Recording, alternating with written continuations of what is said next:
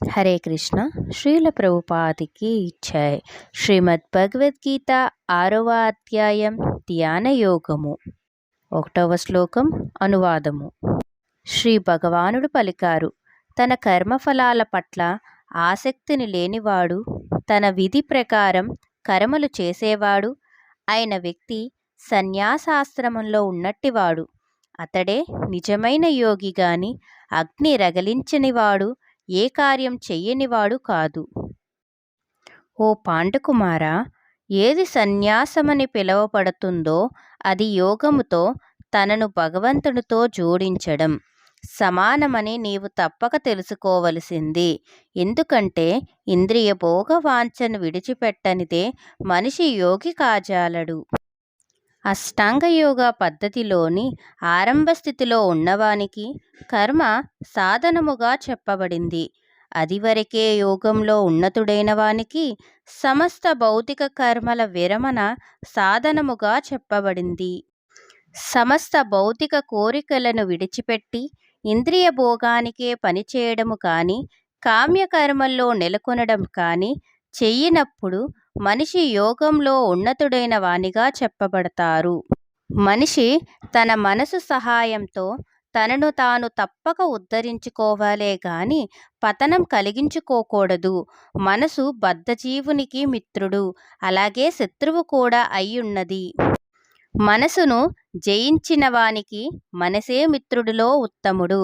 కానీ ఆ విధంగా చేయడంలో విపులుడైన వానికి అతని మనసు పరమశత్రువునిగా ఉండిపోతుంది. మనసును జయించినవాడు శాంతిని పొందిన కారణంగా పరమాత్ముని అదివరకే సమీపించి ఉంటాడు. అటువంటి వ్యక్తికి సుఖదుఖాలు, వేడి చలి, మాన అవమానాలు అన్నీ సమానమై ఉంటాయి. మనిషి తాను పొందినట్టి జ్ఞాన విజ్ఞాన ప్రభావముచే పూర్తిగా సంతుష్టుడైనప్పుడు ఆత్మానుభావంలో నెలకొన్నవానిగా చెప్పబడి యోగిగా పిలువబడతాడు. అట్టి వ్యక్తి దివ్యత్వంలో నెలకొని ఆత్మ నిగ్రహంతో ఉంటాడు. అతడు గులకరాలను, రాళ్లను, బంగారాన్ని అన్నిటినీ సమానంగా చూస్తాడు. నీతిమంతులైన శ్రేయోభిలాసులను, అనురాగము కలిగిన మిత్రులను, తటస్థులను, మధ్యవర్తులను, ద్వేషించేవారిని, బంధువులను, శత్రువులను, పుణ్యులను, పాపులను సమాన దృష్టితో ఆదరించే వ్యక్తి మరంత పురోగమించిన వానిగా పరిగణించబడతాడు. యోగి సర్వదా తన దేహాన్ని, మనసును, ఆత్మను భగవంతుని సంబంధంలోనే నియోగించాలి. అతడు ఏకాంత ప్రదేశంలో ఒంటరిగా జీవిస్తూ ఎల్లప్పుడూ జాగ్రత్తగా మనసును నిగ్రహించాలి. అతడు కోరికల నుండి స్వాధీనంలో ఉంచుకోవాలనే భావన నుండి విడివడి ఉండాలి. యోగ సాధన చెయ్యడానికి మనిషి ఏకాంత ప్రదేశానికి వెళ్ళి నేలపై కృషగ్రాసాన్ని పరిచి దానిని జింక చర్మంతోనూ వస్త్రంతోనూ కప్పాలి. ఆసనం మరీ ఎత్తుగాను మరీ పల్లంగాను ఉండగా పవిత్రమైన స్థానంలో ఉండాలి. తరువాత యోగి దానిపై స్థిరంగా కూర్చుండి మనో ఇంద్రియ కలాపాలను నిగ్రహించి మనసును ఏకాగ్రతపరిచి హృదయశుద్ధి కొరకు యోగ సాధన చెయ్యాలి. మనిషి తన శరీరమును, మెడను, శిరమును నిటారుగా ఒక సరళ రేఖలో నిలిపి చూపును ముక్కు కొన మీద స్థిరంగా ఉంచాలి. ఆ విధంగా కలత చెందనిది, స్వాధీనమైనది అయిన మనసుతో భయరహితుడై మైథున సుఖము నుండి పూర్తిగా విడివడి అతడు హృదయంలో నన్ను ధ్యానిస్తూ నన్నే చరమ జీవిత లక్ష్యంగా చేసుకోవాలి. ఈ విధంగా దేహము, మనసు, కర్మలను నిరంతరం అదుపు చేయడాన్ని సాధన చేసిన యోగి నియంత్రత మనసు కలవాడే భౌతిక అస్తిత్వాన్ని ఆపివేయడం ద్వారా భగవత్ రాజ్యమును, కృష్ణ లోకాన్ని పొందుతాడు. ఓ అర్జున, అతిగా తినేవానికి లేదా అతి తక్కువ తినేవానికి, అతిగా నిద్రపోయేవానికి లేదా తగినంత నిద్ర లేనివానికి యోగిగా అయ్యే అవకాశమే లేదు. ఆహారము, నిద్ర, విహారము, పనుల అలవాట్లను క్రమపరచగలిగిన వాడు యోగ సాధన ద్వారా సమస్త భౌతిక క్లేశాలను తగ్గించుకోగలుగుతాడు. యోగ అభ్యాసము ద్వారా యోగి మానసిక కలాపాలన్నిటినీ నియంత్రించి సమస్త విషయ కోరికలు లేనట్టి ఆధ్యాత్మిక స్థితిలో నిలిచినప్పుడు యోగంలో చక్కగా స్థిరుడైనట్లు చెప్పబడతాడు. గాలి లేని చోట దీపము నిశ్చలంగా ఉన్నట్లుగా మనసు నియంత్రించబడిన యోగి తన పరతత్వ ధ్యానంలో ఎల్లప్పుడూ స్థిరంగా ఉంటాడు. సమాధి అనే పిలువబడే పరిపూర్ణత స్థితిలో మనిషి మనసు యోగ సాధన ద్వారా లౌకికమైన మానసిక కలాపాల నుండి పూర్తిగా నిరోధించబడుతుంది. నిర్మలమైన మనసు ద్వారా ఆత్మను చూడగలిగి ఆత్మలోనే ఇష్టపడడం, ఆనందించడం అనే సామర్థ్యం ద్వారా ఈ పూర్ణత్వం గుర్తించబడుతుంది. అట్టి ఆనందమయ స్థితిలో మనిషి దివ్యేంద్రియాల ద్వారా అనుభూతమయ్యే అపరిమిత దివ్య సుఖంలో నెలకొంటాడు. ఆ విధంగా నెలకొని అతడు సత్యము నుండి ఎన్నడూ వెదలగలడు. దీనిని పొందిన తరువాత అతడు దానికి మించిన లాభం వేరొకటి లేదని తలుస్తాడు. అటువంటి స్థితిలో నెలకొని అతడు గొప్ప కష్టంలోనైనా చలించడు. భౌతిక సంపర్కం వలన కలిగే సమస్త క్లేశాల నుండి ఇదే నిజానికి అసలైన ముక్తి. మనిషి స్థిర నిశ్చయముతో శ్రద్ధతో యోగ సాధనలో నెలకొని మార్గము తప్పకుండా ఉండాలి. మానసిక కల్పన నుండి పుట్టినట్టి సమస్త లౌకిక కోరికలను ఎటువంటి మినహాయింపు లేకుండా విడిచిపెట్టి ఆ విధంగా అతడు మనసు ద్వారా అన్ని వైపుల నుండి ఇంద్రియాలను నిగ్రహించాలి. పూర్తి నిశ్చయంతో కూడిన బుద్ధి ద్వారా మనిషి క్రమక్రమంగా సమాధిలో నెలకొనాలి. ఆ విధంగా మనసును కేవలం ఆత్మ మీదనే లగ్నం చేసి ఇక దేనిని చింతించకూడదు. చంచలత, అస్థిరత కారణంగా మనసు ఎక్కడెక్కడ తిరిగినా మనిషి దానిని నిశ్చయంగా వెనకకు మళ్లించి తిరిగి ఆత్మకు వశము చెయ్యాలి. నాపైన మనసు సంలగ్నమైన యోగి అత్యున్నతమైన ఆధ్యాత్మిక సుఖ పూర్ణత్వమును తప్పకుండా పొందుతారు. అతడు రజోగుణానికి అతీతుడై భగవంతునితో ఉన్నట్టి గుణరీతి సమానత్వమును అనుభూతం చేసుకుంటాడు.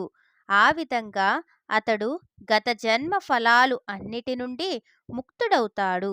ఈ విధంగా ఆత్మ నిగ్రహం కలిగినట్టి యోగి యోగ సాధనలో నిరంతరం నెలకొన్నవాడే సమస్త భౌతిక సంపర్కం నుండి ముక్తుడై భగవంతుని దివ్యమైన ప్రేమయుత సేవలో మహా ఉన్నతమైన పరిపూర్ణమైన సుఖస్థితిని పొందుతాడు. నిజమైన యోగి నన్ను సకల జీవుల్లోనూ అలాగే నాలో ప్రతి జీవుణ్ణి చూస్తారు.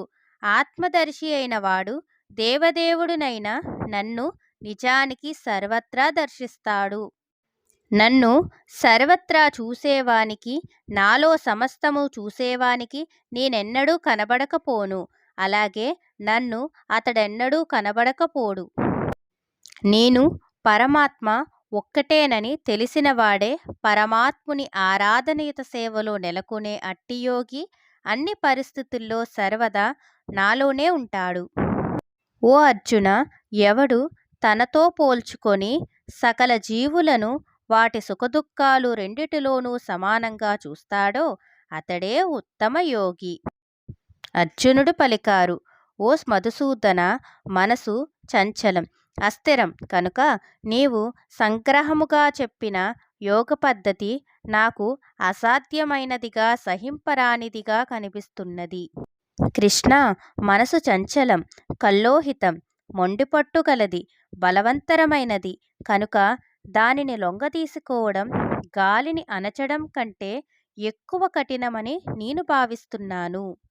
శ్రీకృష్ణ భగవానుడు పలికారు, ఓ మహాబాహువులు కలిగిన కుంతీపుత్ర, చంచలమైన మనసును నిగ్రహించడం నిస్సందేహముగా అతి కష్టమే. కానీ తగిన సాధన ద్వారా, వైరాగ్యము ద్వారా అది సాధ్యపడుతుంది. మనసుకు కళ్ళెం వేయని వాడికి ఆత్మానుభూతి కఠినమైన కార్యం. కానీ మనసు నిగ్రహించబడి యుక్తమైన పద్ధతుల ద్వారా ప్రయత్నించేవానికి తప్పక జయము కలుగుతుంది. ఇది నా అభిప్రాయం. అర్జునుడు పలికాడు, ఓ కృష్ణ, మొదట్లో ఎంతో శ్రద్ధతో ఆత్మానుభవ పద్ధతిని స్వీకరించిన తరువాత లౌకికతత్వం కారణంగా దానిని విడిచి ఆ విధంగా యోగంలో పూర్ణత్వం పొందలేకపోయిన విప్లవమైన యోగిగతి ఏమిటి? ఓ మహాబాహువులు కలిగిన కృష్ణ, ఆధ్యాత్మిక మార్గంలో భ్రమితులైన అట్టి వ్యక్తి ఆధ్యాత్మిక భౌతిక జయాలు రెండిటి నుండి పతనము చెంది ఏ రంగంలోనూ స్థానం లేకుండా చెదిరిన మేఘంలాగా నశిస్తాడా? ఓ కృష్ణ, ఇదే నా సందేహము. దీనిని పూర్తిగా తొలగించమని నిన్ను నేను వేడుకుంటున్నాను. ఈ సందేహాన్ని తొలగించగలిగేవారు నీవు తప్ప ఇంకెవ్వరూ లేరు. శ్రీ భగవానుడు పలికారు, పార్థ, శుభకార్యంలో నెలకొన్నట్టి యోగి ఈ లోకంలో కాని పరలోకంలో కాని వినాశనము చెందడు. మిత్రమా, మంచి చేసేవాడు ఎన్నడూ చెడుచే పరాజితుడు కాడు. విపులయోగి పుణ్యజీవుల లోకాలలో అనేకనేక సంవత్సరాల భోగానుభవం తర్వాత ధార్మిక జనుల వంశంలో లేదా ధనిక వంశంలో జన్మిస్తారు. లేదా సుదీర్ఘమైన యోగ సాధన తరువాత విప్లుడైతే అతడు నిశ్చయంగా మహా జ్ఞానవంతులైన యోగుల వంశంలో జన్మిస్తారు. ఈ జగత్తులో అటువంటి జన్మ నిశ్చయంగా అతి దుర్లభమైనది. ఓ కురునందన, అటువంటి జన్మను పొంది అతడు తన పూర్వజన్మలోని దివ్య చైతన్యమును పునరుద్ధరించుకొని పూర్ణ విజయమును సాధించడానికి అధికమైన ప్రగతి కొరకు తిరిగి ప్రయత్నిస్తాడు. తన పూర్వజన్మలో దివ్యమైన బలము వలన అతడు కోరకనే అప్రయత్నంగా యోగ నియమాల వైపుకు ఆకర్షితులవుతారు. అటువంటి జిజ్ఞాసువైన యోగి సర్వదా శాస్త్రాలలో ఆచార విధులకు అతీతంగా ఉంటారు. సమస్త కల్మషాల నుండి శుద్ధిపడిన వాడే యోగి మరింత పురోగతికే శ్రద్ధతో ప్రయత్నించినప్పుడు అనేకనేక జన్మల సాధన తరువాత పూర్ణత్వమును పొంది తుట్టతుదకు పరమగతిని పొందుతారు. యోగి తపస్వి కన్నను అధికుడు, జ్ఞాని కన్నను అధికుడు, కామ్యకర్మ రతుని కన్నను అధికుడు. ఓ అర్జున, అందుకే అన్ని పరిస్థితుల్లో యోగివి కావలసింది. అత్యంత శ్రద్ధతో సర్వదా నాయందే కట్టుబడి ఉండేవాడు, తన యందే నన్నే స్మరించేవాడు, నాకు దివ్యమైన ప్రేమయుత సేవ చేసేవాడు ఆయన యోగి యోగులందరిలోనూ నాతో అత్యంత సన్నిహితంగా యోగంలో జతకూడినట్టివాడు. అందరిలో అతడే ఉన్నతుడు. ఇది నా అభిప్రాయం. శ్రీమద్ భగవద్గీతలోని ధ్యానయోగము అనే 6వ అధ్యాయానికి భక్తి వేదాంత భాష్యం సమాప్తము.